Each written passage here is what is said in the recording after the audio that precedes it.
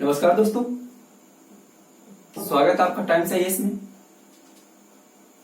मैं आपके साथ वीरेंद्र शुक्ला। दोस्तों, हम आधुनिक भारत का इतिहास सामान्य अध्ययन के पॉइंट ऑफ व्यू से हम डील कर रहे हैं। पिछले हमने 2 लेक्चर डील किए हैं। टॉपिक हमारा चल रहा है यूरोपियों का भारत आगमन, जिसमें यूरोपियों में पुर्तगालियों का भारत आगमन। पिछले 2 लेक्चर में हमने एक बैकग्राउंड डिस्कस करने की बात की, बैकग्राउंड को डील किया, क्या परिस्थितियां थी, किन कारणों से यूरोपी भारत की ओर अग्रसर होते हैं, किस मार्ग से वो भारत आते हैं, कौन से नए समुद्री मार्ग की तलाश करते हैं, क्यों नए समुद्री मार्गों की तलाश करते हैं, पुराने व्यापारिक मार्ग जो थे वो कैसे बाधित होते हैं, किस तरीके से कॉन्स्टेंटिनोपोलिस का पतन होता है, तुर्क मुस्लिम पुराने जो व्यापारिक मार्ग थे उन पर कब्जा करते हैं, चाहे लाल सागर का मार्ग हो, चाहे फारस की खाड़ी का मार्ग हो, या जो थल मार्ग है भारत अफगानिस्तान ईरान इराक होते हुए टर्की से होते हुए भूमध्य सागर, उसके बाद उत्तरी यूरोप जो मार्ग जाया करता था। सारी परिस्थितियों की हमने बात की थी। दूसरे लेक्चर में हमने बात की थी कि सबसे पहले यूरोप आगे आता है, यूरोप में पुर्तगाल आगे आता है और पुर्तगाल और स्पेन ये मिलकर भौगोलिक खोजों का एक दौर आरंभ करते हैं। और इसी क्रम में 1487 में पिछले लेक्चर में हमने डील किया था, जहां तक मुझे याद है जो लेक्चर मैंने छोड़ा था बार्थोलोमेव डियाज तक हम छोड़ के गए थे।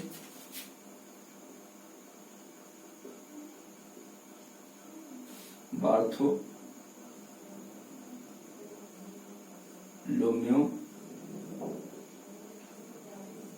डियाज 1487। बार्थोलोमेव डियाज 1487 में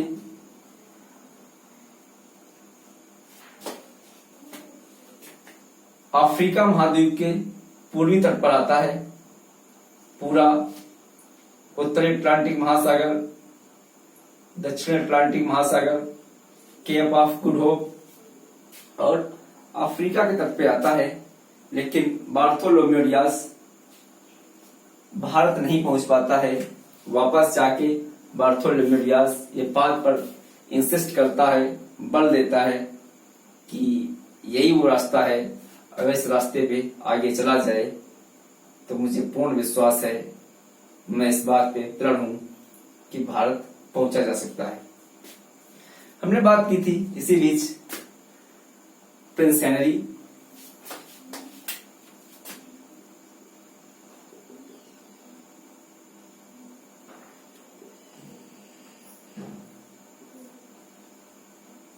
पुर्तगाल के जो किंग थे प्रिंस हेनरी, दुर्भाग्य से इनकी मृत्यु हो जाती है।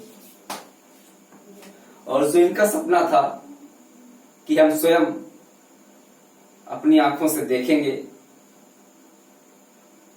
पूर्वी दुनिया की खोज, नई दुनिया की खोज, वो सपना इनका अधूरा रह जाता है। यहां तक हम छोड़ के गए थे, आज उसके आगे हम डील करते हैं।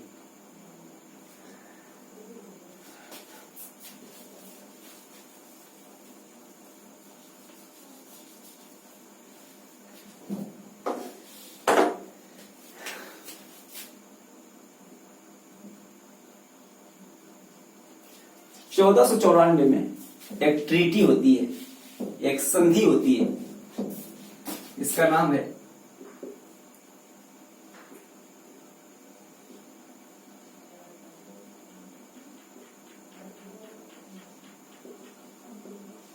Treaty of टोर्डेसलस। ये 1494 में ट्रीटी होती है संधि होता है, समझौता होता है, और किसके बीच होती है देख लेते हैं।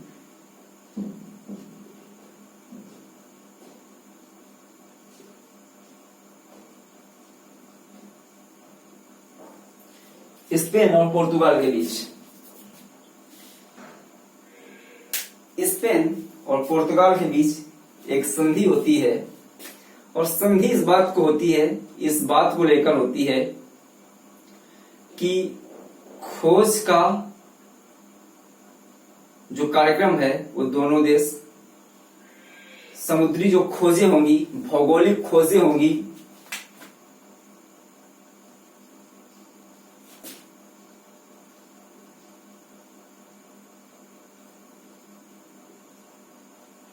जो ज्योग्राफिकल डिस्कवरीज होंगी, भौगोलिक खोजें होंगी, तो पुर्तगाल कहां बल देगा और स्पेन कहां खोज करेगा। ये थी ट्रीटी ऑफ टोर्डेसिलस। टोर्डेसिलस की संधि स्पेन और पुर्तगाल के बीच में हुई थी। ये 1494 में ट्रीटी साइन हुई थी।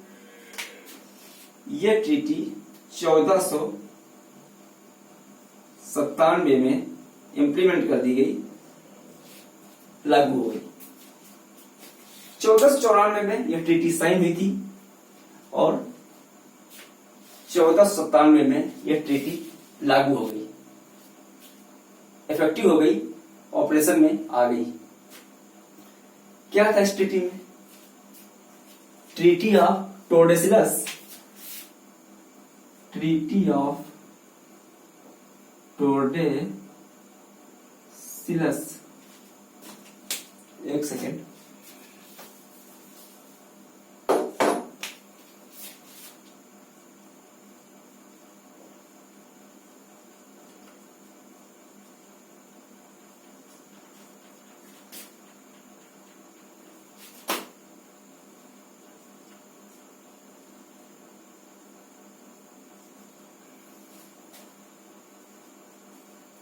स्पेन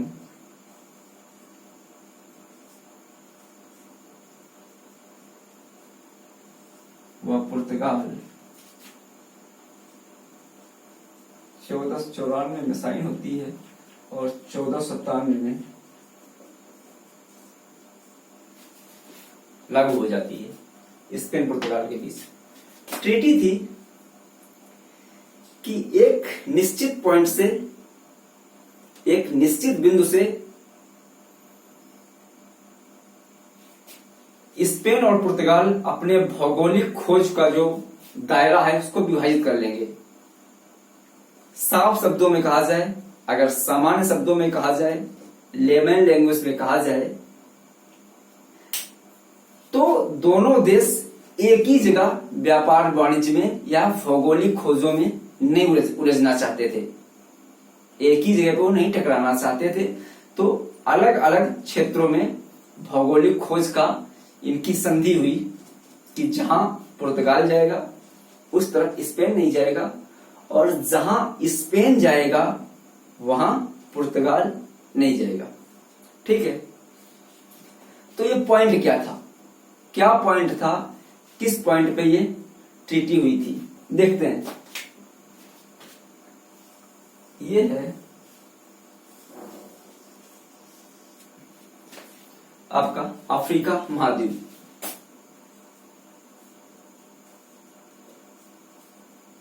अफ्रीका महाद्वीप, ठीक है।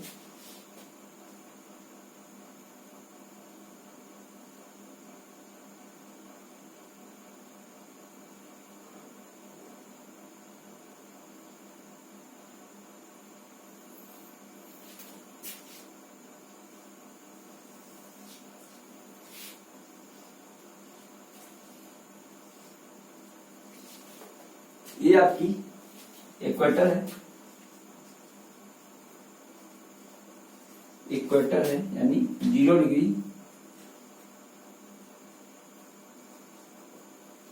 भूमध्य रेखा।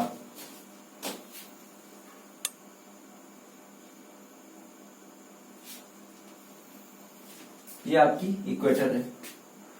ऊपर नॉर्थ अटलांटिक ओशन है और नीचे साउथ अटलांटिक ओशन है। ये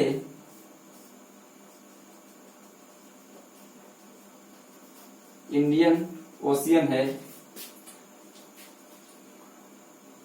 ये लाल सागर है। ये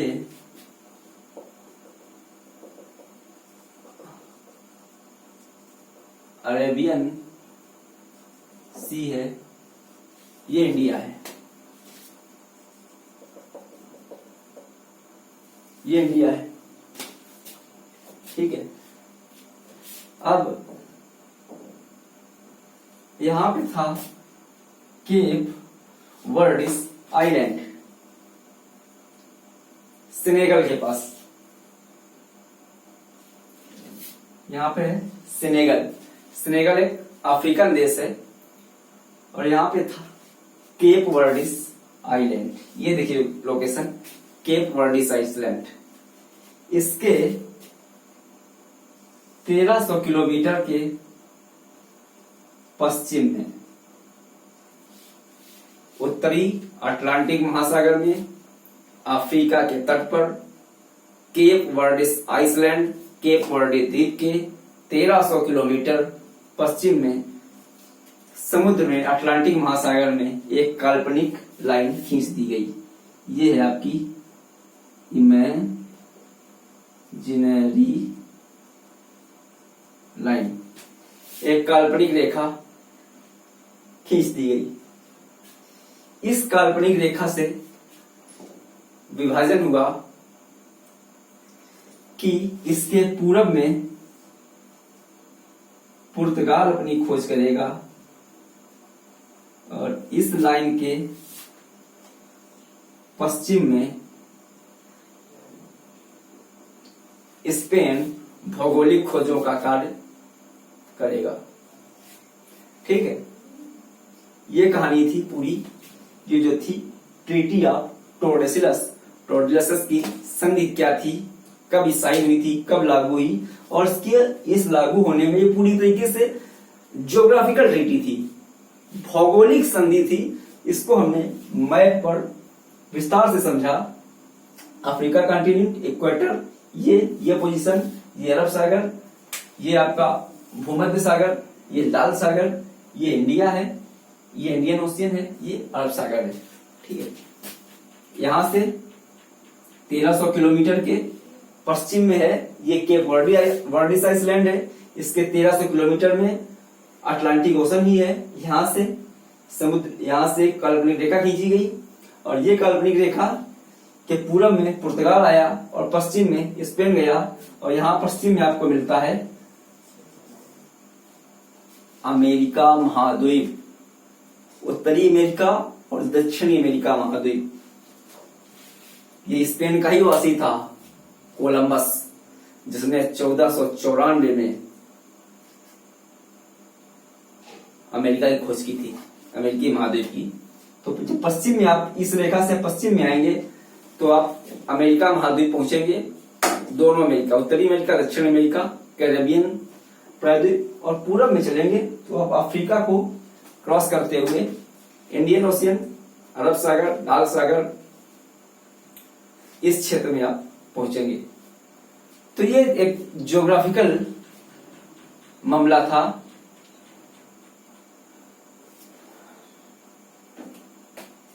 बार्थोलोम्यू डियाज के बाद जो 1487 में आके वापस चला गया था, उसके बाद की क्या कहानी थी हमने समझी। चलिए, इतना मामला हो गया, आगे देखते हैं।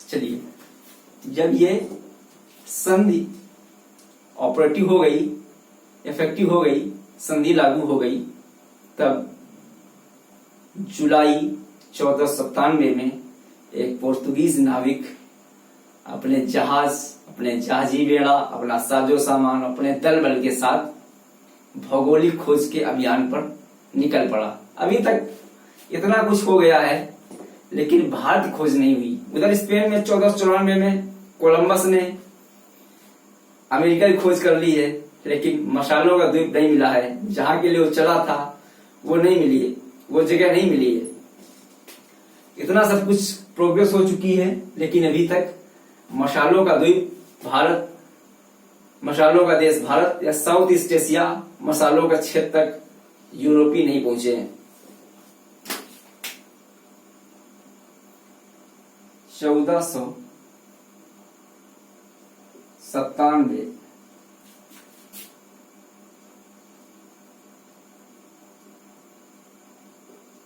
पुर्तगाली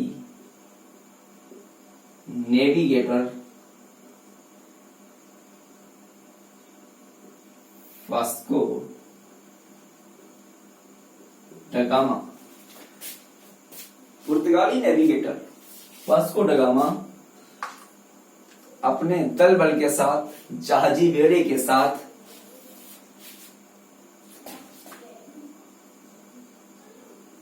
पूरब की ओर रवाना हो चुका है।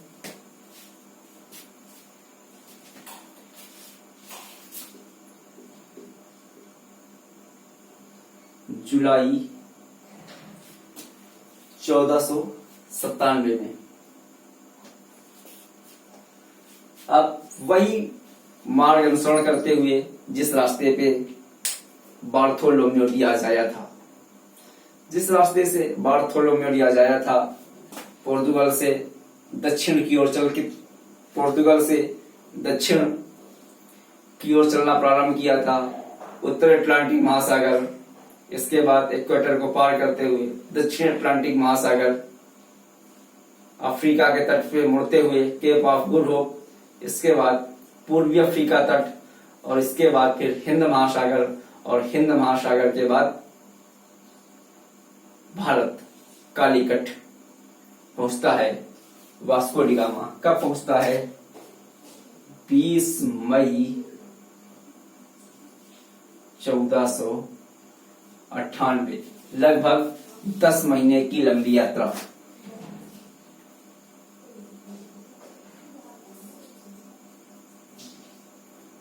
दस महीने की एक दीर्घकालीन अवधि की यात्रा करते हुए वास्को डी गामा भारत पहुंचता है।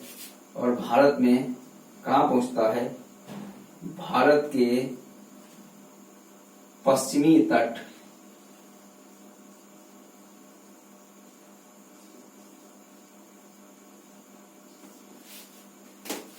कालीकट पहुंचता है। एक बार मैप भी और देख लेते हैं।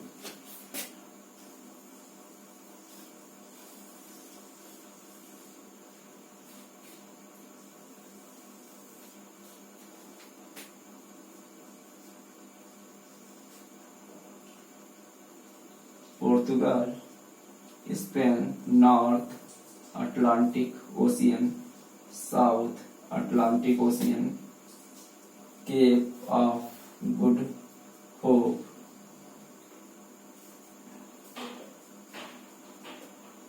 अफ्रीका, पूर्वी अफ्रीका, और इसके बाद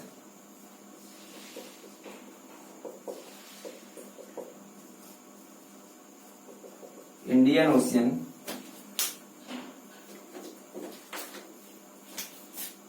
ये पूरा सागर था।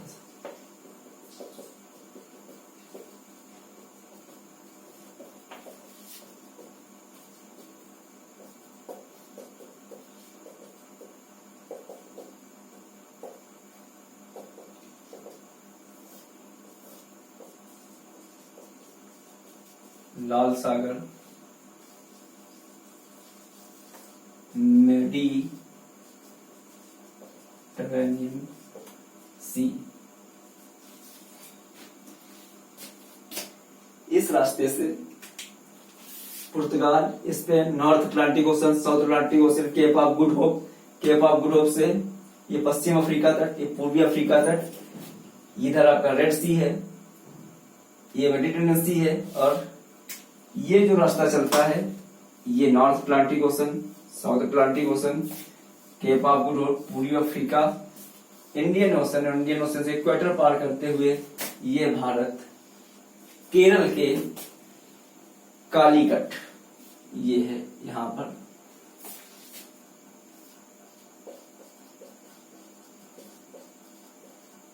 कालीकट वास्को ड गामा पहुंच जाता है 20 मई 1498 को।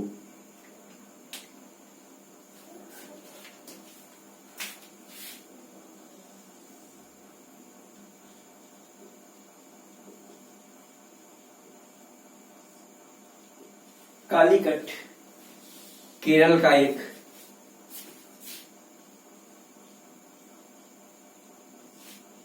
क्षेत्र था जहां का राजा जमोरिन या साम्राज्यपुत्रिस था। कालीकट केरल का एक स्थान था, व्यापारिक क्षेत्र था, जहां का राजा जमोरिन या सामर्थीस था। अगर आप आज के कॉन्टेक्स्ट में बात करें कि आज कालीकट की क्या स्थिति है, तो आज का जो कोझीकोड जिला है, आज का जो कोझीकोड जिला है केरल का, वही शहर प्राचीन समय कालीकट हुआ करता था। आज के संदर्भ में कोझीकोड या तब का कालीकट भारत का 20वां बड़ा शहर है। लगभग यहां 20 लाख की आबादी है। कालीकट को सिटी या कोझीकोड को सिटी ऑफ स्पाइसेस भी कहा जाता है। कालीकट या आज के कोझीकोड को सिटी ऑफ स्पाइसेस भी कहा जाता है, सिटी ऑफ स्कल्पचर्स भी कहा जाता है, सिटी ऑफ ट्रुथ्स भी कहा जाता है। मशालों का शहर, मूर्तिकला का शहर या सत्यता का शहर, ये तमाम उपनामों से आज का कालीकट या कोझीकोड को जाना जाता है। 20 मई 1498 को कालीकट पर वास्को डी गामा आता है और वास्को डी गामा का बड़ा भव्य स्वागत करते हैं यहाँ के राजा जमोरिन जो हैं, वो वास्को डी गामा का एक वार्म वेलकम करते हैं, भव्य स्वागत करते हैं, एक रेड कारपेट वेलकम करते हैं, एक ग्रैंड वेलकम करते हैं, वार्म वेलकम करते हैं वास्को डी गामा का। राजा साहब अपने मेहमान का, अतिथि का स्वागत करते हैं, लेकिन यहां पहले से व्यापार कर रहे अरब व्यापारी वास्को डी गामा की यात्रा का पहली बार यूरोपियों के दूसरे मार्ग से भारत के कालीकट को पहुंचने को, इस खोज पर अपना विरोध दर्ज कराते हैं। वास्को डी गामा के दलबल की यात्रा पर राजा जमोरिन तो स्वागत करते हैं, लेकिन यहां पहले से व्यापार कर रहे अरब व्यापारी अपना विरोध दर्ज कराते हैं। जमोरिन भव्य स्वागत करते हैं, लेकिन अरब व्यापारी अपना विरोध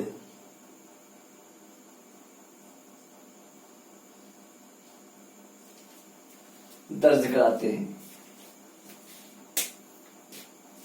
यह व्यापारी बना विरोध दर्ज कराते हैं।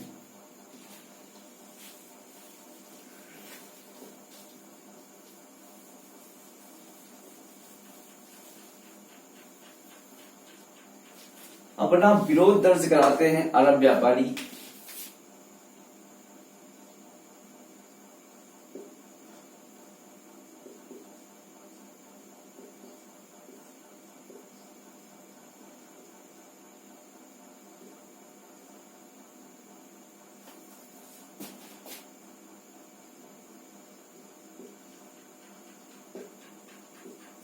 अरब के व्यापारी विरोध दर्ज कराते हैं। और विरोध किस बात का? जायज सी बात है, आप समझ रहे होंगे विरोध किस बात का। क्योंकि व्यापार वाणिज्य की गतिविधियां किसकी प्रभावित होती? अरब की। तो मामला था अरब व्यापारियों के कॉन्फ्लिक्ट ऑफ इंटरेस्ट, हितों का झगड़ा था। मामला था कॉन्फ्लिक्ट ऑफ इंटरेस्ट, हितों का झगड़ा था। क्योंकि अभी तक जो व्यापारिक वस्तुएं, जो मसाले, जो मर्केंटाइल सामान, कपड़े, मलमल, दुनिया भर की भारत की जो अपनी पहचान की वस्तुएं थी, जिनकी दुनिया भर में ख्याति थी, वो सारी वस्तुएं इन्हीं अरब व्यापारियों के माध्यम से यूरोप पहुंचती थी। तो अब अरब व्यापारियों का व्यापार प्रभावित होता, क्योंकि इन्होंने सीधे ही मार्ग की खोज कर ली थी। इन्होंने सीधे ही यूरोप और इंडिया के बीच लिंक स्थापित कर लिया था। मतलब अरब वर्ल्ड को, अरब दुनिया को बाईपास कर दिया था। ये न पुर्तगालियों ने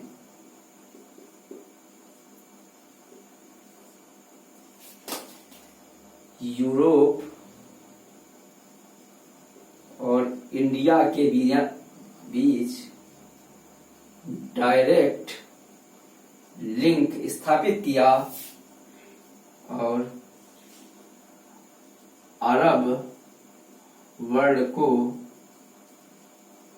बाईपास किया। तो यूरोपियों के भारत आगमन से उनके भारत आते ही दो महत्वपूर्ण काम हुए। एक तो उन्होंने इंडिया और यूरोप के बीच सीधा लिंक स्थापित कर दिया, एक नया पुल बना दिया इंडिया और यूरोप के बीच। और दूसरा, अरब वर्ल्ड को बाईपास कर दिया।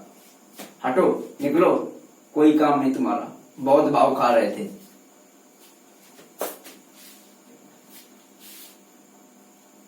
अरब व्यापारियों को क्या दिक्कत थी? यहां से माल ले जाते थे, औने पौने दामों पे, सस्ती कीमत पे ले जाते थे और यूरोप में इसे सप्लाई करते थे, बहुत महंगे दामों पर बेचा करते थे। तो अरब व्यापारियों ने इसका विरोध किया। जमहूरिन ने ग्रांड वेलकम किया, अरब व्यापारियों के विरोध को दरकिनार कर दिया। और 3 महीने के बाद वास्को डी गामा वापस।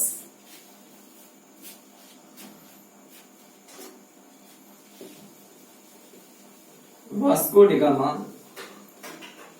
3 महीने भारत रुकता है और 3 माह के बाद 3 माह के बाद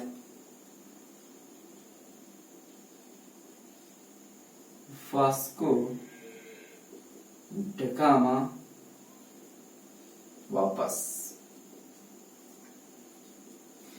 क्योंकि इस बात की खुशी थी कि उसने एक नया व्यापारिक रास्ता खोजा था।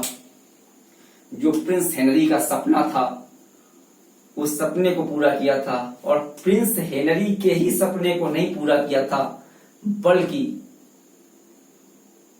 पूरे यूरोप महाद्वीप के अपेक्षाएं, आशाएं को उसने साकार किया था, जीवित किया था, जिंदा किया था, उनको उसने परिपूर्ण किया था। तो इस बात की खुशी के साथ वास्को डी गामा वापस लौटता है और उसी रास्ते से वापस जाता है जिस रास्ते से आया था। इस बीच भारत से वो मर्केंडाइज, बहुत सारी व्यापारिक वस्तुएं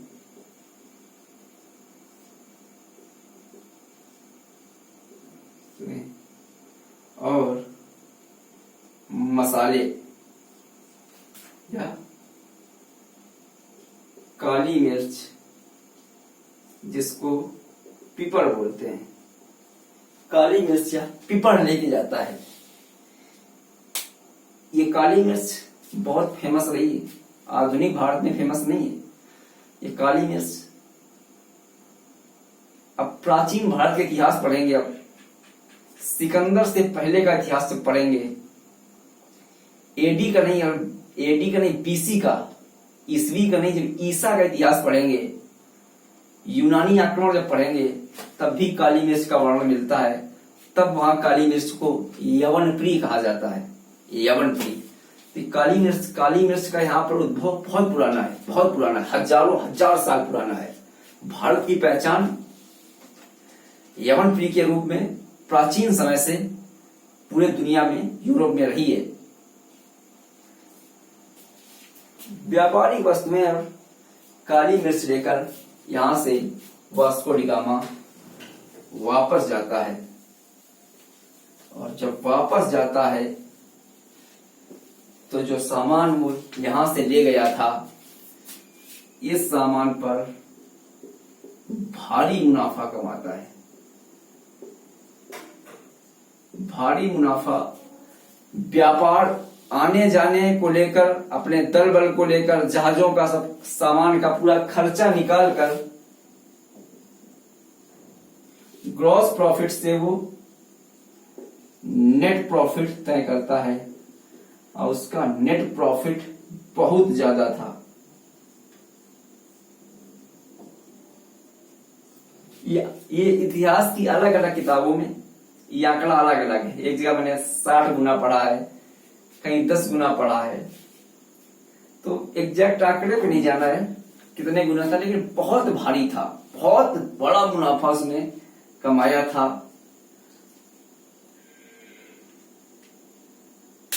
क्योंकि अभी तक जो मलाई थी, बीच में जो लाभ था, वो लाभ अरब के व्यापारी उठा लिया करते थे और अरब के व्यापारी सामान को आगे सप्लाई करते थे, तो बहुत महंगा सामान हो जाता था। लेकिन इस बार यहां से सस्ता माल लेके गया है वास्को डी गामा और बहुत महंगा बेचा है। वास्को डी गामा एक बार के बाद जाता है और 1501 में फिर वापस आता है। तो हम इस लेक्चर में यहीं तक डील करेंगे। वास्को डी गामा वापस आता है, उसकी कहानी अगले सेशन में डील करेंगे। आज हमने पूरी कहानी, इतिहास और भूगोल को हमने मिलाकर देखा कि भारत की खोज वास्को डी गामा ने किस सीक्वेंस में की थी, क्या ट्रीटी ऑफ टोरडेसिलस था, क्या ज्योग्राफी थी, आकर क्या यहाँ पर वास्को डी गामा को किस तरीके से उसके साथ ट्रीटमेंट हुआ। एक तरफ जमहूरी ने स्वागत किया, अरब ने इसका विरोध किया। तो आज हमने इतिहास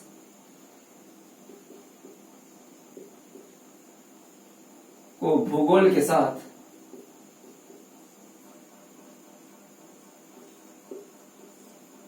लिंक करके डील किया है, एक रियल स्थिति को समझने की कोशिश की है। अगले सेशन में यहीं से कंटिन्यू करेंगे, क्योंकि हम बहुत वैज्ञानिक तरीके से पढ़ेंगे। तथ्यों के रूप में रटने का कोई मतलब नहीं है कि भारत की खोज वास्को डी गामा ने की, भारत की खोज वास्को डी गामा ने की। कक्षा 3 से कक्षा 4 से पढ़ ही रहे हैं, तो एक सिस्टमैटिक तरीके से पढ़ेंगे, एक साइंटिफिक अप्रोच से पढ़ेंगे, एक इंटरेस्ट के साथ पढ़ेंगे और इसी सीक्वेंस में आगे बढ़ेंगे। एक बात मैं कहता हूं लास्ट में कि किसी भी क्षेत्र का, किसी भी देश का जो इतिहास होता है, दरअसल वहां का इतिहास नहीं, वहां का भूगोल तय करता है। किसी भी देश का इतिहास वहां का भूगोल तय करता है। तो इसलिए हमने आज इतिहास को भूगोल से जोड़ के इसको लिंक किया। तो फिलहाल इस डिस्कशन में इतना ही। आप जुड़े रहिए टाइम्स IAS के साथ। बहुत बहुत धन्यवाद। Thanks for watching. Thank you very much.